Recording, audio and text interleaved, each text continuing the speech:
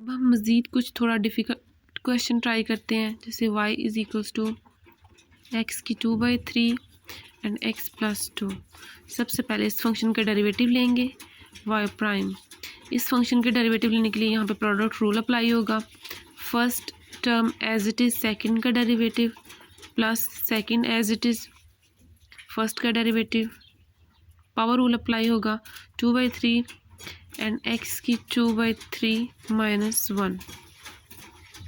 तो ये हमारे पास x की 2/3 प्लस 2/3 x प्लस 2 एंड ये हमारे पास आ गया इसका डेरिवेटिव लेने के बाद। इनका जब हमने मज़ीद सॉल्व किया तो हमारे पास आ गया 5x plus 4 over 3 under root x. तो इस फंक्शन का हमने जब क्रिटिकल पॉइंट निकालना है तो हम डेरिवेटिव इक्वल्स टू 0 रखेंगे। अब ये फंक्शन हमारे पास फ्रैक्शन की फॉर्म में है, तो हम देखते हैं कि जब हमारे पास ये दोनों फॉर्म्स में हमारे पास दो केसेस हो सकते हैं हमारे पास इसकी क्रिटिकल वैल्यू निकालने की। यहाँ पर हमारे पास न्यूमरेटर 0 हो या डिनोमिनेटर 0। जब हम न्यूमरेटर को इक्वल्स टू 0 रखेंगे, जैसे 5x प्लस 4 इक्वल्स टू 0 रखेंगे, तो हमारे पास x की वैल्यू -4/5 निकल आती है। जब हम डिनोमिनेटर को इक्वल्स टू 0 रखेंगे तो हमारे पास x is equals to value 0 आएगी। तो इस पर हमारे पास जो फंक्शन की वैल्यू होगी वो अनडिफाइंड।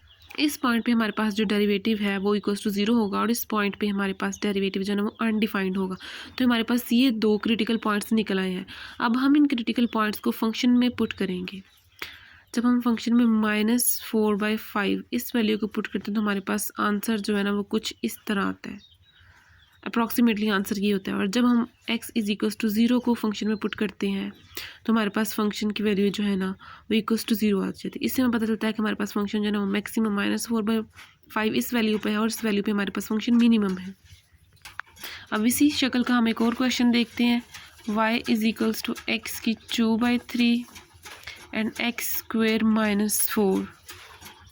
सबसे पहले हम इसका डेरिवेटिव ले लेंगे। डेरिवेटिव लेने के बाद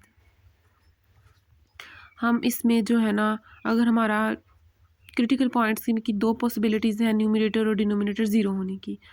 अगर हमारे पास न्यूमरेटर 0 हो तो हमारे पास x की जो वैल्यू यहाँ से आएगी वी इक्वल्स टू आएगी +-1। अगर डिनोमिनेटर 0 हो तो वहाँ से हमारे पास x की वैल्यू 0 आएगी। ये दो क्रिटिकल वैल्यूज़ हमारे पास आ गई हैं x की। ये पॉइंट्स हैं जिन पे y प्राइम इक्वल्स टू 0 होगा या अनडिफाइंड होगा।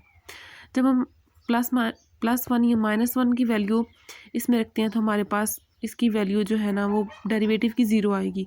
और जब हम x की वैल्यू 0 इसमें पुट करेंगे तो हमारे पास जो है ना वो डेरिवेटिव की वैल्यू अनडिफाइंड आएगी। भी x की वैल्यूज़ आई हैं +-1 एंड 0, जिन पे जो डेरिवेटिव है इक्वल्स टू 0 है या अनडिफाइंड है, मीन्स ये क्रिटिकल पॉइंट्स हैं। जब हमने y is equals to +1 function में पुट किया तो हमारे पास 3 आ गया। जब हमने 0 पुट किया तो हमारे पास 0 आ गया। और जब हमने -1 पुट किया तो हमारे पास आंसर जो है ना वो -3 आएगा। इसमें से हम देख सकते हैं कि हमारा फंक्शन जो है ना वो इन सब में से हमारा फंक्शन जो मैक्सिमम है वो 1 पे है और हमारा जो मिनिमम फंक्शन है वो -3 पे है और हमारा जो है ना वो लोकल मैक्सिमम वो इस पॉइंट 0 पे है। ये एब्सोल्यूट मैक्सिमम है, ये मिनिमम है और ये लोकल मैक्सिमम है। नेक्स्ट एग्जांपल है वो हम लिख लेते हैं y is equals to x and √4 minus x square under whole के ऊपर है। इसका हम डेरिवेटिव लेते हैं। इस फंक्शन का हमने डेरिवेटिव फाइंड किया तो हमारे पास ये आ गया। इसके बाद हमने इसके न्यूमरेटर और डिनोमिनेटर में से इक्वल्स टू 0 रख के हमने यहाँ से क्रिटिकल पॉइंट्स निकाले हैं। तो हमारे पास -2, -√2, +√2 एंड 2, हमारे पास ये 4 क्रिटिकल पॉइंट्स आए हैं। इन पॉइंट्स के हिसाब से हम डेरिवेटिव देखें तो -2 पे हमारे पास डेरिवेटिव अनडिफाइंड आया, इस पॉइंट पे भी 0, इस पे भी 0 और 2 पे भी अनडिफाइंड आया। एक्सट्रीमम की बात करें तो हम सबसे पहले हम वैल्यूज़ देख लेते हैं कि इन पॉइंट्स पे फंक्शन की वैल्यूज़ देखें तो हमारे पास -2 पे वैल्यू 0 आ गई है फंक्शन की, नेगेटिव स्क्वायर रूट पे -2 आई है और पॉजिटिव स्क्वायर रूट पे 2 आई है और 2 पे 0 आई है। इसका हमने ग्राफ ड्रा किया तो हमारे पास इस फॉर्म का आ गया। तो यहाँ से हम देख सकते हैं कि हमारी जो -2 पे वैल्यू है जो वो हमारे पास 0 आई है, जो कि हमारे पास है लोकल मैक्सिमम। इसके बाद फंक्शन की वैल्यू जो कि डिक्रीज़ हो रही है, तो हमारे पास लोकल मैक्सिमम है और इस पॉइंट पे हमारे पास फंक्शन की वैल्यू मिनिमम है। दैन इसके बाद हमारे पास फंक्शन की वैल्यूज़ जो है ना वो इस 2 पॉइंट्स पे, इस पे हमारे पास जो है ना वो फंक्शन की वैल्यू लोकल मिनिमम है, क्योंकि इसके बाद हमारे पास फंक्शन की वैल्यू इंक्रीज़ हो रही है और इस पॉइंट पे हमारे पास फंक्शन की वैल्यू मैक्सिमम है। तो इस हिसाब से हमारे पास ये चारों पॉइंट्स